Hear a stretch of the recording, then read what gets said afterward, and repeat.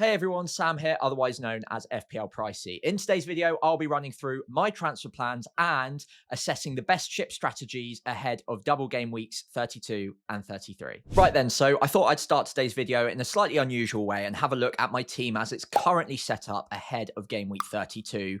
A transfer might be needed depending on my chip strategy. So a big part of this video will be talking through my different options with chip strategy and how it would affect my transfer plans. Hopefully relevant to you as well, because I know a lot of triple captains and bench boosts are looking to be activated this game week. And I'll be running through the pros and the cons of bench boosting in 32 versus 33 and the same for triple captaincy or later on in the season as well.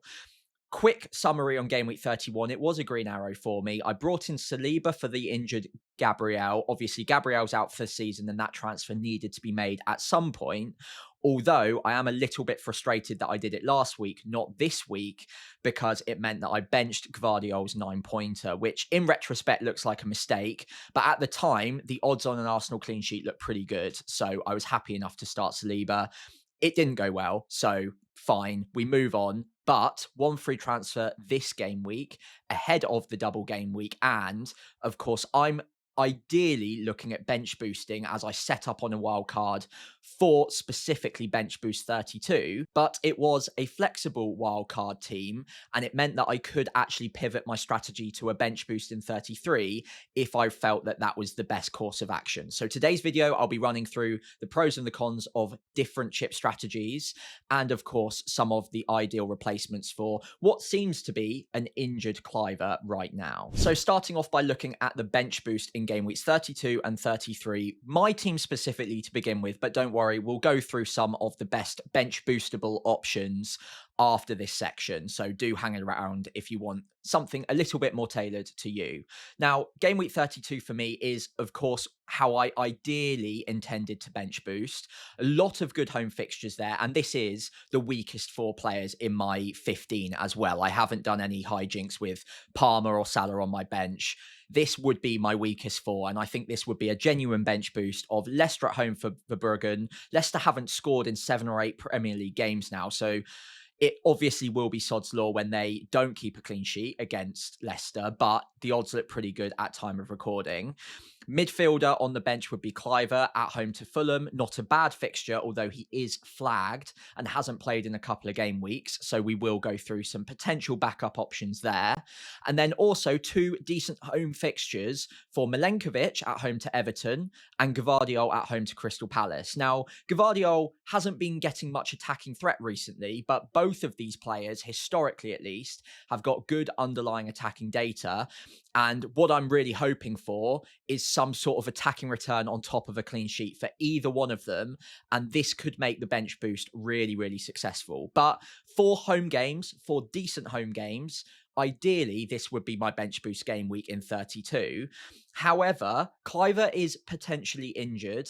And if anything were to go wrong in the midweek, maybe there were some training injuries, maybe in the Champions League, another Arsenal player goes down injured, and it could make my one free transfer pretty difficult to use to maximize a bench boost. Game week 33 is still there and available for me. It doesn't look quite as appealing. On my bench at the moment would be 4 away games. Brentford away for Verbruggen, not an easy clean sheet fixture, of course, with Mbermo and Wissa hanging around. Then I've got double Newcastle away at Aston Villa, Murphy and Livramento. Now, they have been really decent recently. I'm very happy that I picked them both up on a wild card. Murphy I'll be less concerned about because attacking threat against Aston Villa isn't really a worry for me, especially after a hard-fought Champions League double against PSG. I think that might not be a bad fixture to attack with, and I would be starting Isak in this team at the moment as well. But Livramento away at Aston Villa, I do back Villa to score, and I think the upside there is pretty low. You might get lucky, and Livramento might get an assist, he might get a goal, who knows? But I think the odds are lower of success in game week 33 than 32, especially when you have a look at Milenkovic. Tottenham away, although, again, a fixture that I'd back Nottingham Forest to do pretty well in, I do think Tottenham score, so the upside there is pretty low as well. So over the 2 game weeks, I think for me, bench boost 32 is the better option at time of recording, but there are issues to sort out. And obviously things could happen in midweek as well that might dictate that it just isn't doable for me without a -4 or a -8 to make the bench boost a success. And then game week 33, although on paper doesn't look as good, it's still 4 fixtures that you might get points out of, and I could make a transfer or 2 to optimize it a little bit. This also isn't the only factor. It's not whether bench boost 32 or 33 is better in isolation that will make my decision for me. It's also down to which week I prefer to triple captain in, because game week 32 has a great option, 33 has a decent option as well, but we need to weigh up the pros and cons of using triple captain in either week too.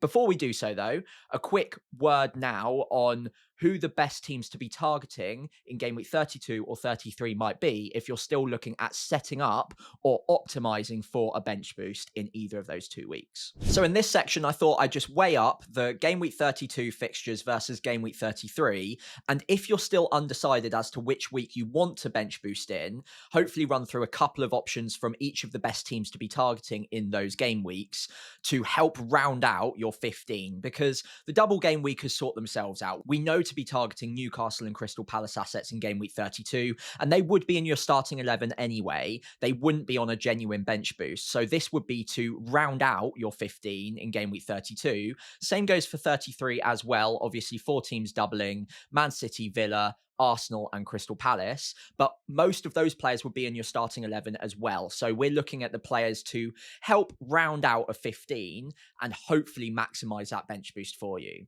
In game week 32, I think, as you can tell from the fixtures that I've circled here, or the teams within the fixtures I've circled, I think it's easier to find a 15 that looks really positive in game week 32. Man City have got Palace at home. Not an easy game, but it's a home fixture at least, and you would expect a couple of goals in that one for Man City. Brighton at home to Leicester is a fantastic fixture, not only from an attacking point of view, but also defensively. You've got Lewis Dunk at 4.2 million. You've got Verbruggen as a backup keeper at just 4.5 million. Leicester haven't scored in a number of Premier League games now. In fact, I think they've just broken a record for it.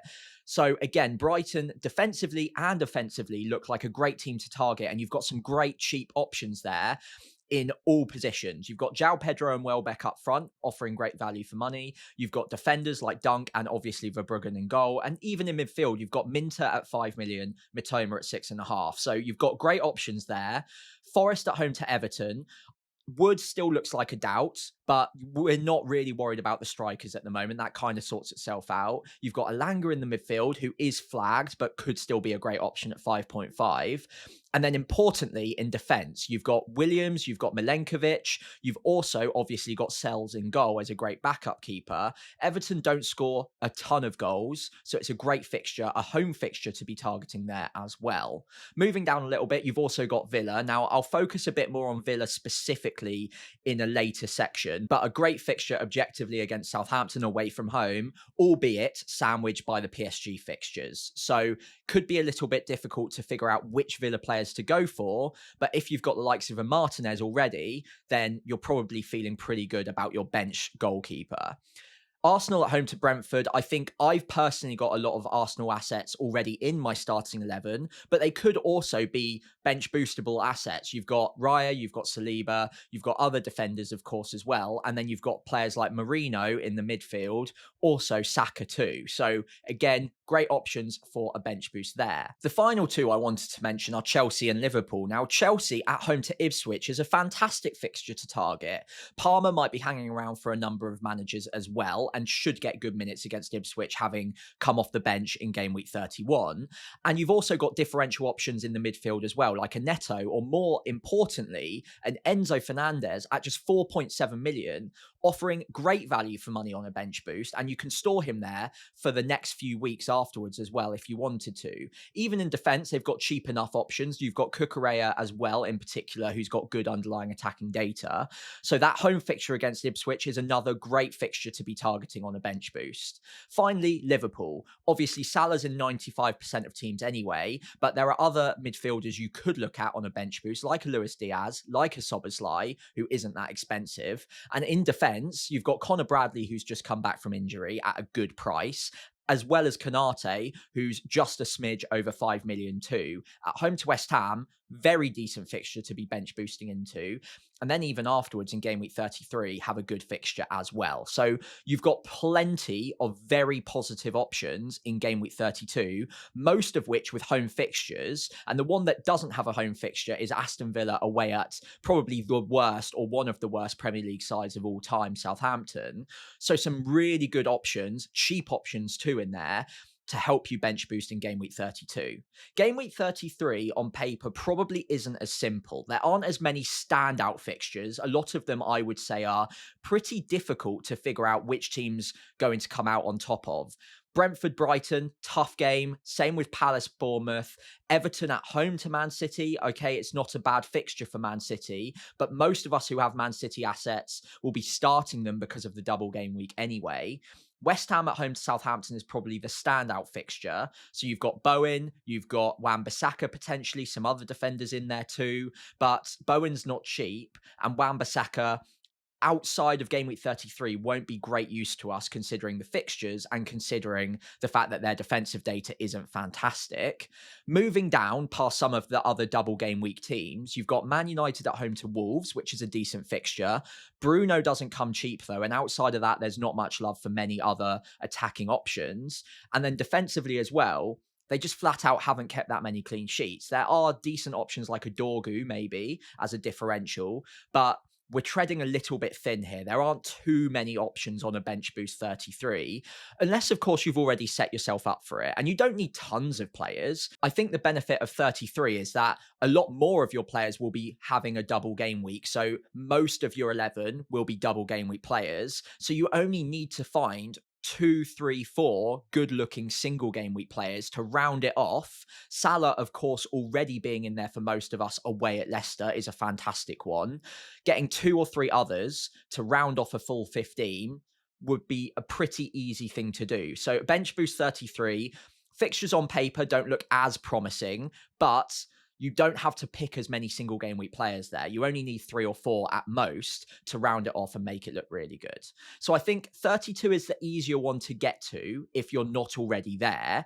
I've already set up for a 32, potentially, but I'm happy to pivot to 33 considering there are still options I like, and most of those positions will be taken up by double game weekers. You can have up to 12 double game weekers with the 4 teams obviously doubling. I will have somewhere around 10 or 11, so I only need to find 4 or 5 different players with single game week fixtures to make a bench boost viable in 33. However, as I mentioned, it's not just about bench boost in isolation. It's also about how you're set up already and whether you prefer a triple captaincy in 32 or 33. So looking at triple captaincy, the 2 main options now for the rest of the season will probably be Isak at home to Man United and Crystal Palace in game week 32.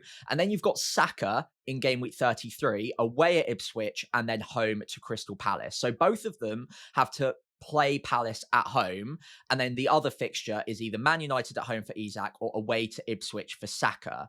So I think that might give Saka the ever so slight edge in terms of the best 2 fixtures, but given that it's a home fixture for Newcastle against Man United, who have also been very poor defensively this year, it's pretty even in terms of the fixtures.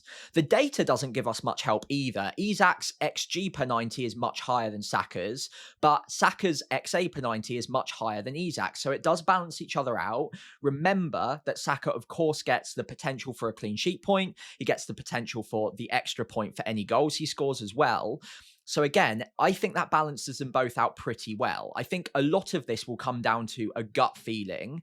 And of course, we're going to have to monitor fitness situations for not just Isak, but Saka as well. So Isak, first off, was a doubt going into game week 31 against Leicester. He did play that game, looked a little bit uncomfortable towards the end. And some managers were saying that he didn't look quite at his best. He wasn't sprinting at full velocity. I don't personally think he looked too bad. bad, but he was brought off around about the 70th minute mark, having waved to the bench a few minutes before. Now, he didn't come off immediately, so I don't think it's a big problem. And Howe, after the game, did say that we just didn't want to risk him.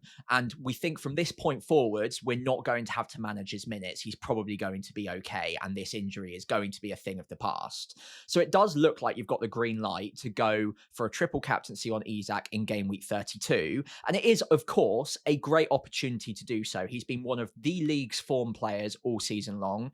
Great underlying data, 2 good home fixtures. It sounds like a bit of a banker if he does get 90 in both matches.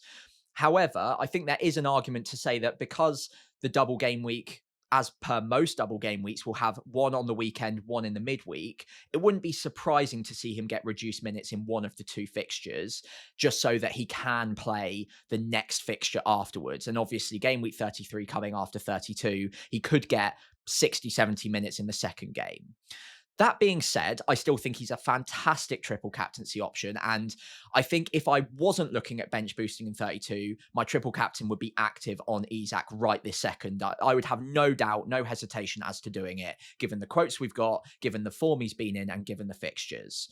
But because I've still got a bench boost, I need to weigh up how much of a benefit it is to use a bench boost in 32 versus 33, and whether or not I get more advantage from using a triple captain in 32 over 33. So I think 33 is maybe the more tricky one to be bench boosting in and potentially also to be triple captaining in. So it's which one of those 2 chips do I prioritize for maximum upside? Now, I quickly want to run over Saka for triple captaincy in 33. He hasn't had a start in the league since coming back from injury. He got 30 minutes, then 45, and now he's going straight into a massive Champions League game against Real Madrid, and will play the second leg after game week 32 before game week 33. So game week 32 itself, I probably wouldn't be prioritizing buying Saka because I still think that his minutes will be a bit shaky in 32. But given that the Real Madrid result will be a thing of the past and gotten through those huge fixtures for Arsenal and Saka, game week 33, I think, offers a very good opportunity for Saka as a triple captaincy shout.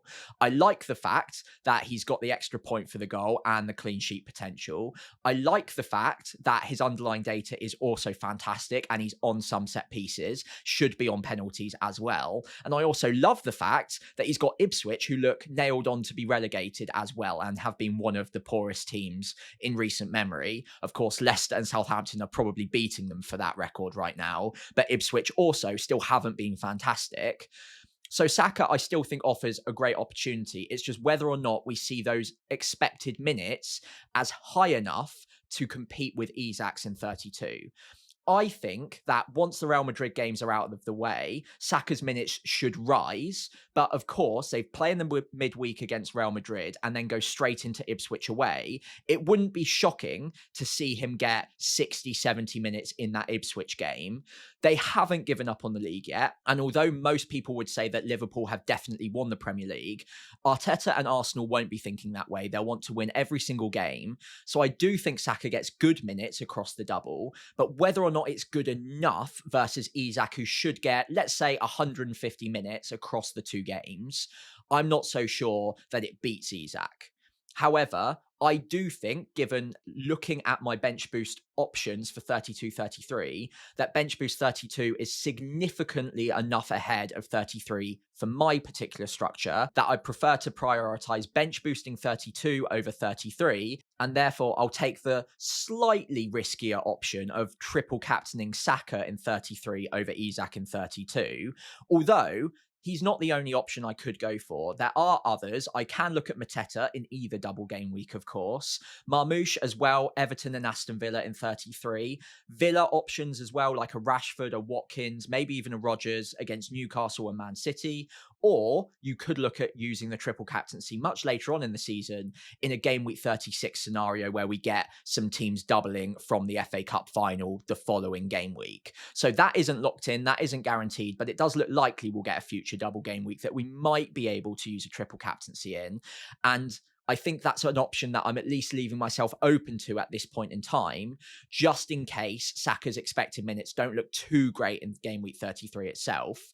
and I think I might just roll the dice on using it later on. So for me, I think bench boost 32, triple captaincy 33 is probably just about ahead of the inverse, that being triple captain 32, bench boost 33, mainly because I slightly prioritize the bench boost as a chip ahead of the triple captaincy, and my game week 33 bench boost just didn't look anywhere near as good as the potential for game week 32. That being said, those of you who will remember the start of the video will remember that I've currently got an injured, or at least potentially injured, Clivert in my 15 ahead of bench boosting 32. So let's take a look at some of my favorite alternatives and replacements in case I do need to make that transfer to round off an optimized bench boost in 32. Right then, so given that I'm looking at bench boosting in game week 32, I can't risk the idea of Clivert not playing. So if he looks like a significant doubt, I do need to at least have some contingency plans in place for who I would bring in to make sure that I do have a full playing 15 ahead of double game week 32.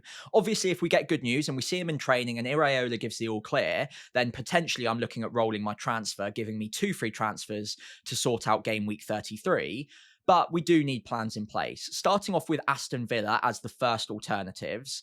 Now, with all Aston Villa options, it's going to be pretty difficult to figure out which ones are going to play Southampton, mainly because they've got PSG either side of it. Huge games for them in the Champions League. You would think that they play their strongest possible 11 in those 2 matches and potentially use Southampton as an opportunity to rest some key players.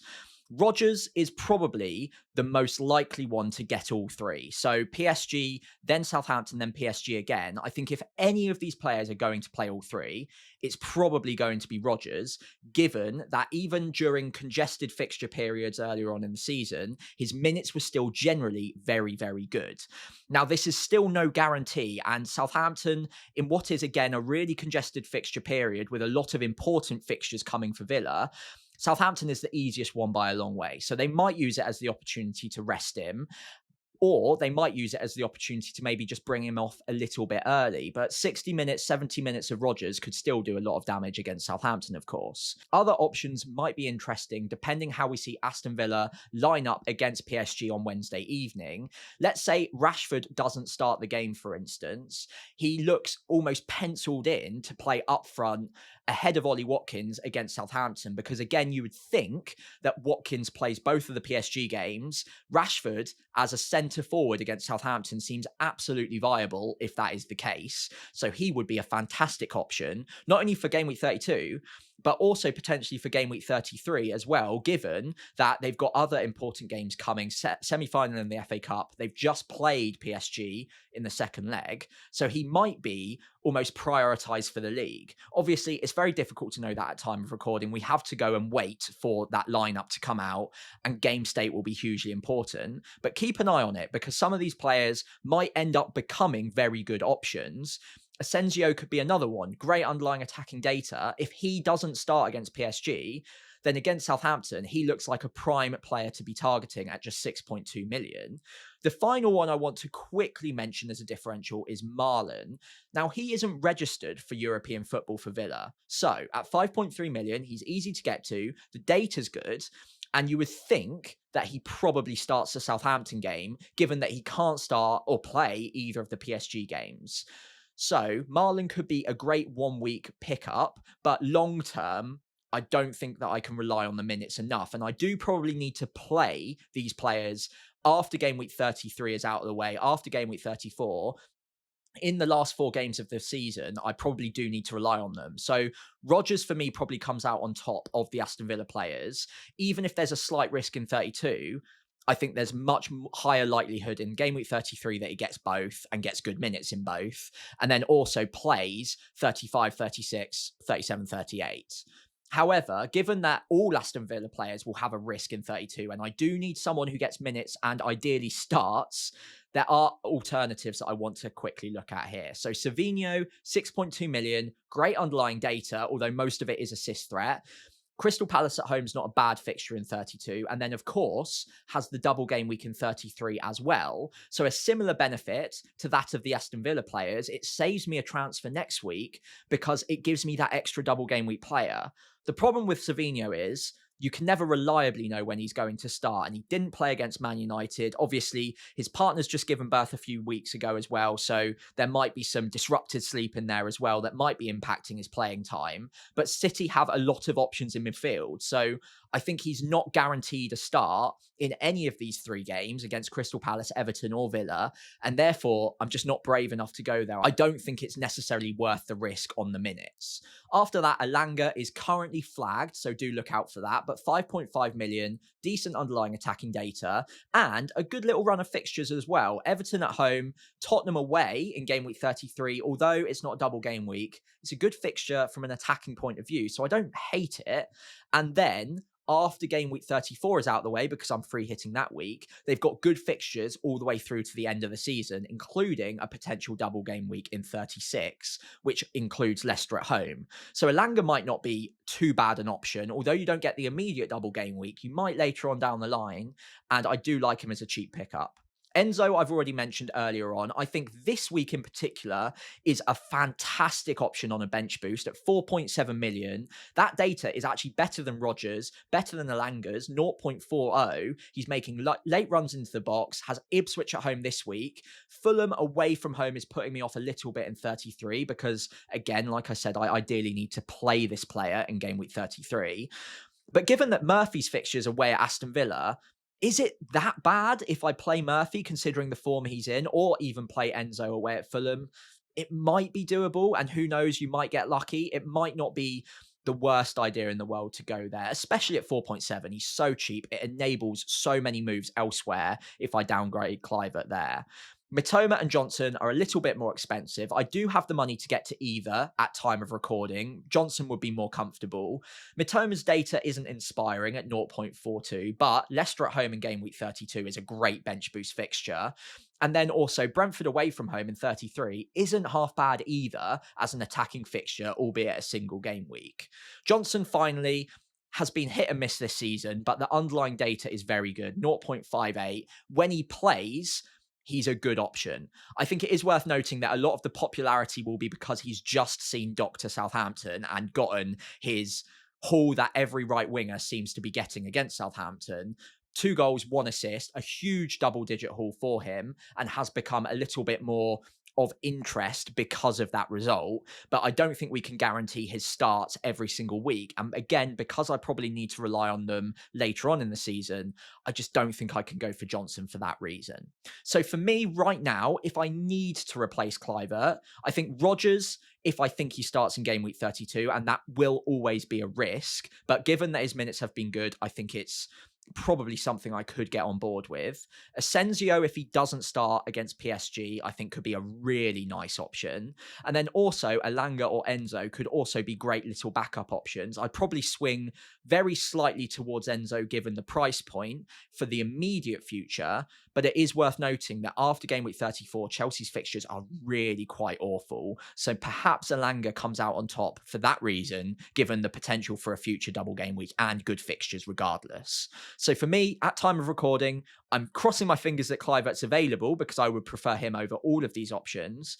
But Rodgers, Asensio, Elanga, Enzo, one of those players could be a good alternative. Let me know who your favourites are in the comments below. I think for me right now, at time of recording, it's Rodgers.